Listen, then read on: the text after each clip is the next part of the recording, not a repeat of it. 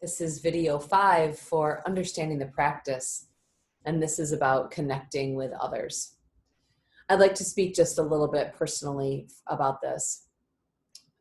I, throughout my practice, have noticed a more compassionate heart when engaging with other people.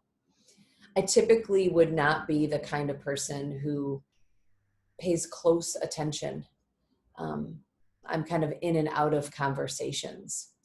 But there's something about the practice that has drawn me in to really paying attention to the humans that are in front of me.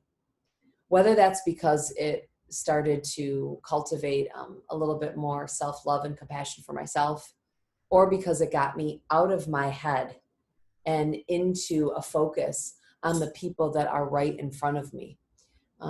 I can't really name exactly why or how mindfulness has helped me to connect.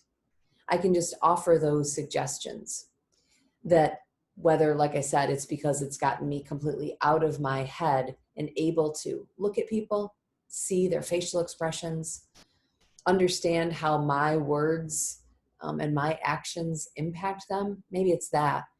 Like I said, though, it could also be the self-love and compassion that I have begun to cultivate for myself. The idea of mindfulness as connection isn't something that happens right away. That's why it's a little bit later in the practice, even for discussion. Over time, we have to build the ability to be in the present moment. Because if we can't be present, then we can't connect with anyone that's in front of us. It's impossible to connect to ourselves if that's the case. So you might find yourself heading back to those original practices of anchoring, building that muscle of being in the moment so that we can really listen, so that when we are speaking, we're responding to someone and we're speaking from our heart. That's the other piece about connection with this.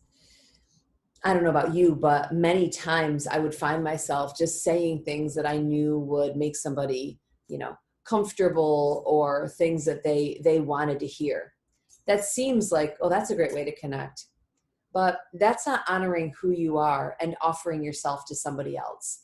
The best way to connect with others is to hear what they feel, hear what they think. And even if there's disagreement, become curious about it.